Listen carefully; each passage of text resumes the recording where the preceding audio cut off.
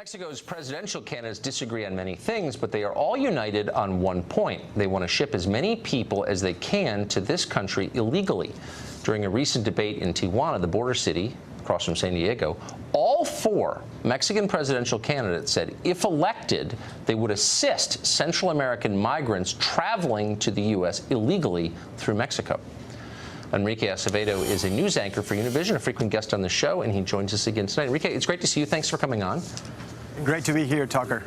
So this is, among other things, and the other things would include a criminal conspiracy to subvert American law, an act of hostility aimed directly at our national interest by all four of the potential future presidents of Mexico. Why should we not consider Mexico an enemy in light of this? Well, candidates say a lot of things when they're campaigning. President Trump, for example, said he was going to build a wall in the border and Mexico was going to pay for it. 17 months into his presidency, we know that's never going to happen.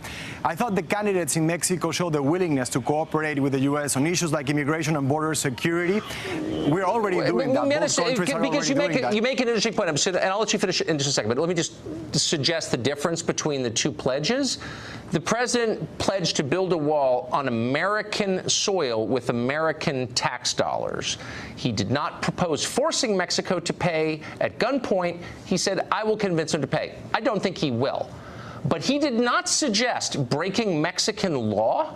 He did not suggest subverting Mexican national security. He did not, in effect, declare war on Mexico. All four Mexican presidential candidates just did that. So why should we not consider Mexico a hostile foreign power? Like I was saying, I thought the candidates showed the willingness to cooperate with the U.S. on issues like immigration and border security. Both countries are already doing that. The problem is when you have cabinet members traveling to Mexico, like Secretary Nielsen or Secretary Mattis, to gloat about the cooperation, to sign agreements left and right, and then 2 hours later, President Trump tweets that Mexico is not doing anything for us. No, but I'm sorry. A lot of frustration, and then I don't know if you heard my point. Right, I understand. It's a rocky relationship, and both sides are at fault for that, and I understand. This is something very different from what we've seen before. All four men running for the presidency of Mexico are pledging to intentionally break American federal immigration law and help flood our country with people we don't want here to our detriment. That's never happened before. No one's ever said that out loud before. All four of them just said that. Why shouldn't we pause and reassess our relationship with Mexico on the basis of that? Well, it should make us pause about how President Trump is unfairly criticizing Mexico, and this is why. The candidates were referring to the fact that right now, since Trump became president, Mexico has arrested and deported over 200,000 immigrants.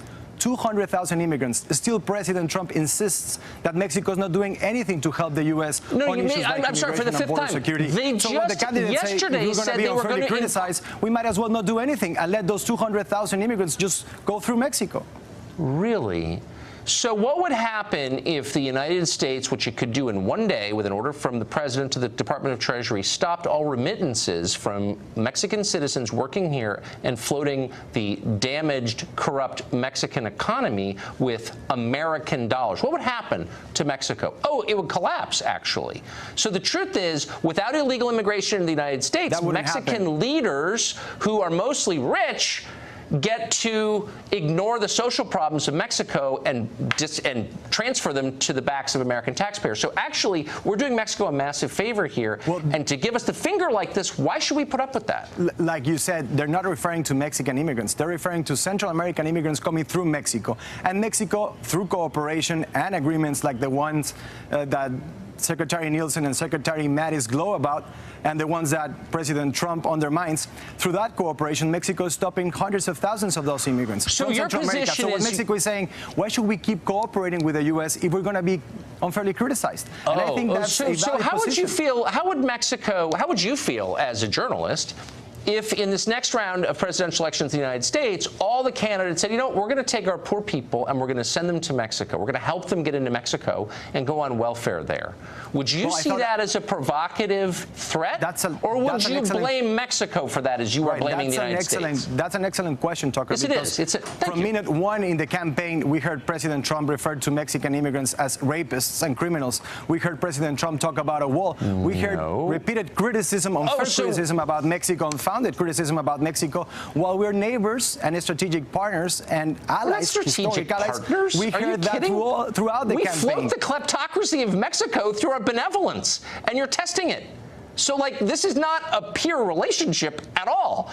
Mexico is a corrupt country run by a tiny oligarchy of blonde people for their own benefit, and Mexico we make that possible. Mexico has corrupt politicians, like the U.S. does too. Mexico has corrupt politicians, but it's not a corrupt country. It's a great country, and I think then why are people candidates fleeing are it by also the running on making Mexico great again, just like Trump promised Americans. You don't give an inch, I have to say. I'll let our viewers decide. Thank you, Enrique. Good to see you. Thank you, Tucker.